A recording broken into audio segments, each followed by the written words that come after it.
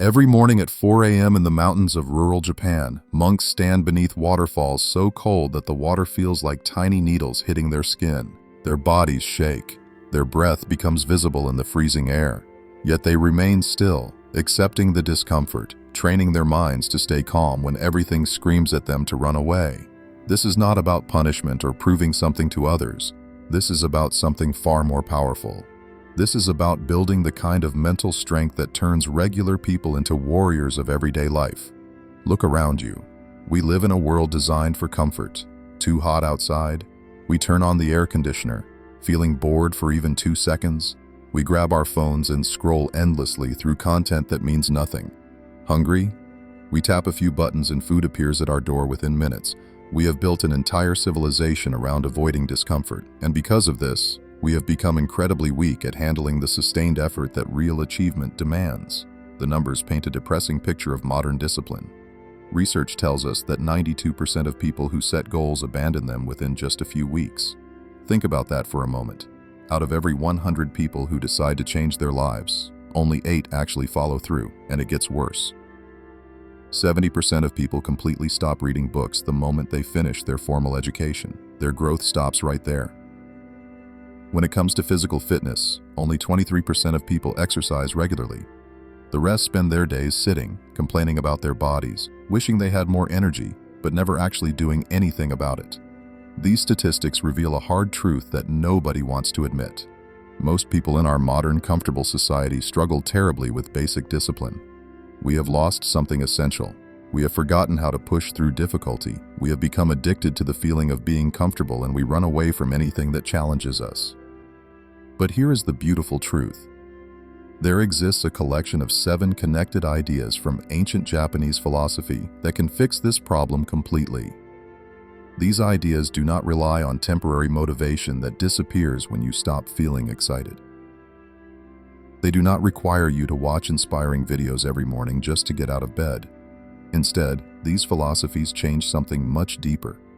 They transform how you think about difficulty itself, about purpose, about the small actions you take every single day.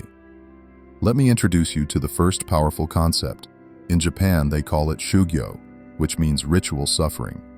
Now, before you close this video thinking I am about to tell you to torture yourself, understand what this really means. In ancient Japan and even today in certain temples, monks practice extremely demanding physical exercises. They stand beneath freezing waterfalls in the middle of winter, letting ice-cold water crash down on their trembling bodies for extended periods. They punch rough tree bark thousands of times until their knuckles become tough as leather. An outsider watching these practices might think these people have lost their minds. It looks extreme. But dig deeper and you discover something profound. These monks are not practicing masochism. They are engaged in purposeful training of the highest order. When your body learns to handle serious discomfort without your mind panicking and demanding escape, something miraculous happens. Your mind becomes free from the constant craving for easy and pleasant experiences. You stop being controlled by the need for comfort. You gain the ability to do difficult things not because you feel motivated in that moment, but because you have trained yourself to function regardless of how you feel. There was a legendary swordsman named Miyamoto Musashi who won more than 60 sword fights without losing a single one. This man understood the practice of disciplined suffering better than almost anyone in history. But here is what most people do not know about him. He did not just practice sword fighting all day. He studied calligraphy with the same intense dedication he gave to combat. Why would a warrior spend hours carefully controlling a brush to make perfect strokes on paper? Because he understood something crucial. The discipline required to create a flawless brushstroke is exactly the same discipline needed to execute a perfect sword strike. This practice of developing discipline across different skills strengthens the foundational ability to persist that makes excellence possible in anything you attempt. Think about your own life for a moment. How often do you choose comfort over growth? Modern life has trained you to run from discomfort. The practice of Shugyo teaches you to run toward it. Not in a stupid way where you hurt yourself for no reason, but in an intelligent way where you deliberately practice doing hard things so that when life gets truly difficult, and it will, you have already built the mental muscles to handle it. Now let me tell you about the second idea that gives all this difficult training a direction, a purpose. The Japanese call it Ikigai, which translates to your reason for being. Imagine a place where 4 circles overlap. In one circle sits what you love doing. In another circle sits what you are naturally good at. The third circle holds what the world actually needs from you. And the fourth circle contains what can earn you money. The exact center point where all 4 of these circles meet, that magical intersection, that is your Ikigai. This concept has been studied extensively by researchers looking at longevity in Japan, particularly in Okinawa, where people regularly live past 100 years old. There was a Japanese doctor named Shigeaki Hinohara who became the world's longest working physician.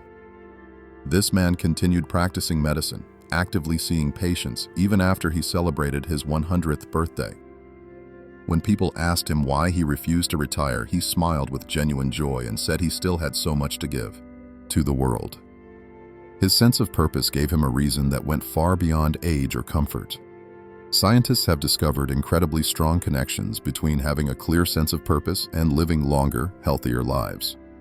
When people have powerful reasons to wake up each morning, when they feel their existence matters and contributes something meaningful, their bodies and minds stay vitally connected with life itself. This is why Ikigai changes everything. Without it, discipline becomes nothing more than forcing yourself through unpleasant tasks that you secretly hate. But when you combine discipline with genuine purpose, everything transforms. The hard work stops feeling like punishment and starts feeling like privilege. The third concept deals with how you approach the actual work itself. The Japanese call this Kodawari, which means never settling for anything less than excellence in every single detail. This is not about perfectionism that paralyzes you. This is about caring deeply about quality in everything you touch.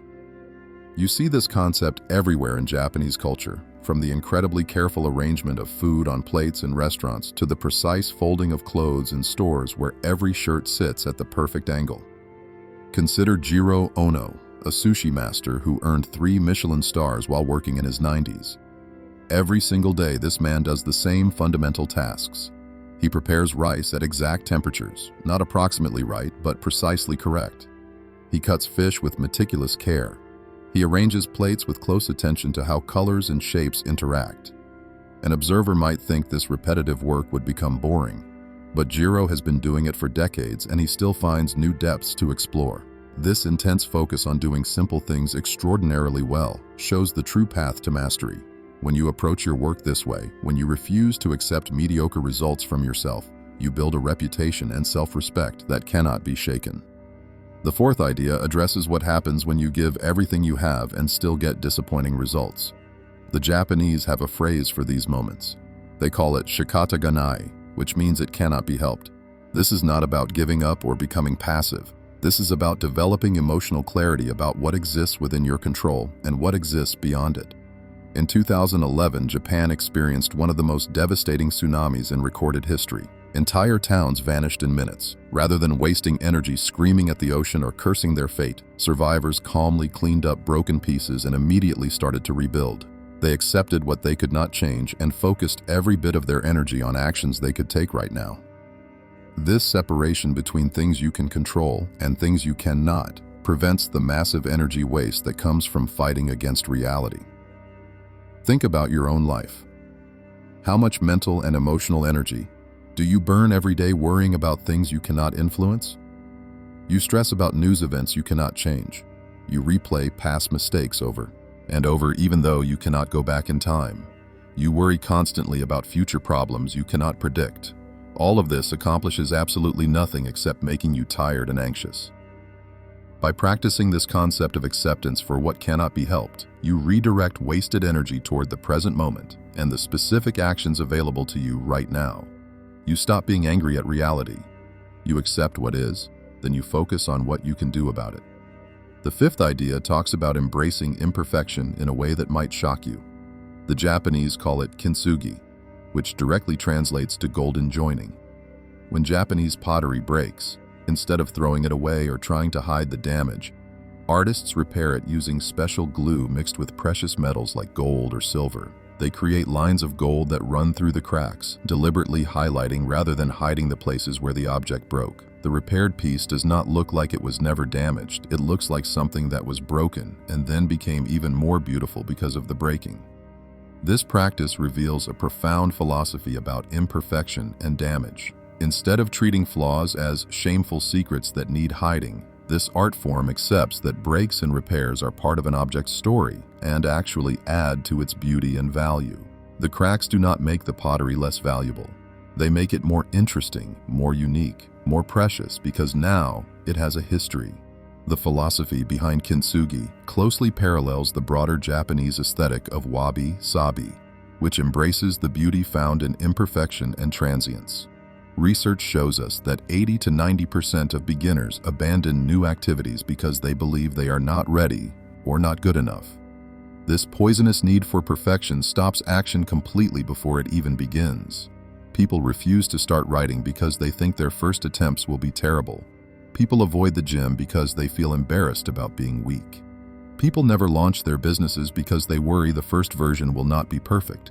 Kintsugi teaches the opposite lesson. It teaches that starting with imperfection, learning through inevitable mistakes, and visibly improving over time creates something far more valuable than flawless performance from the beginning.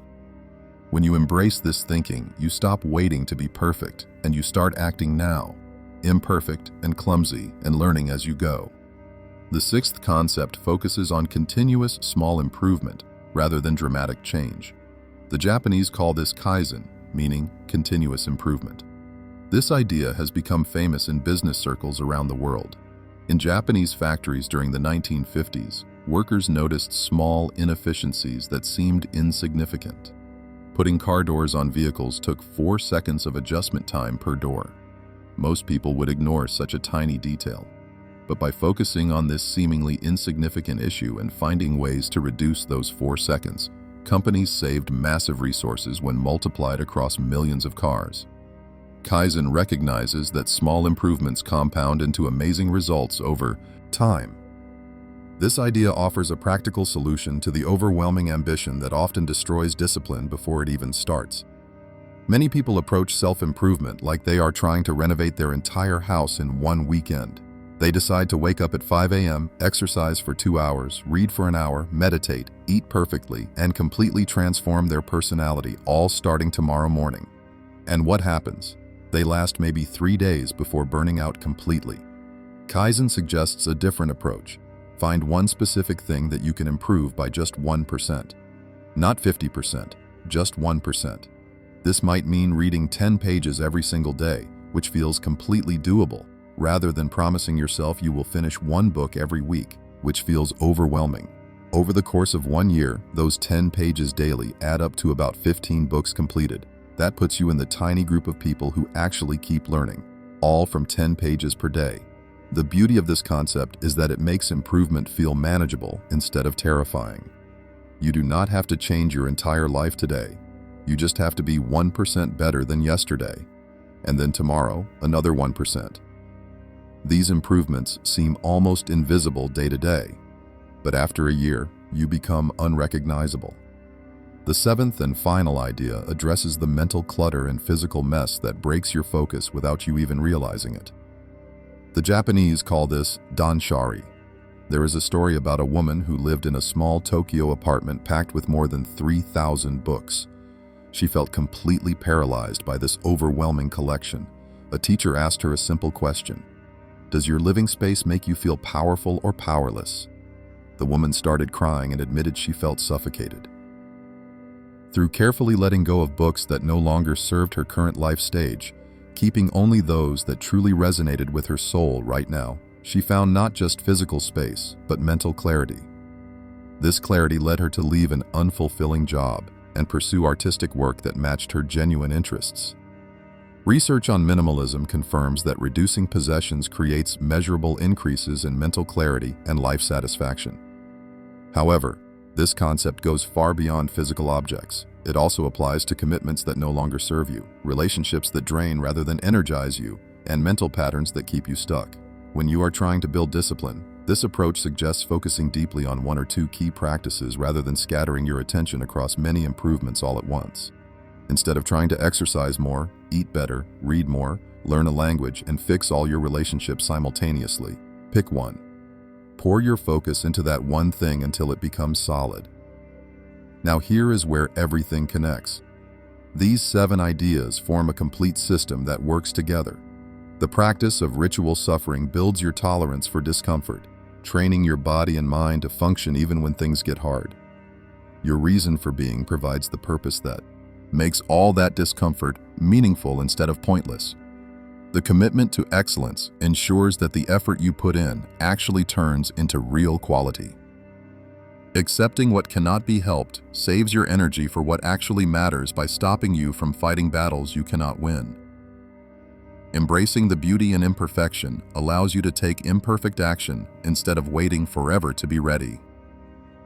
The philosophy of continuous improvement makes change feel manageable by breaking it into tiny steps.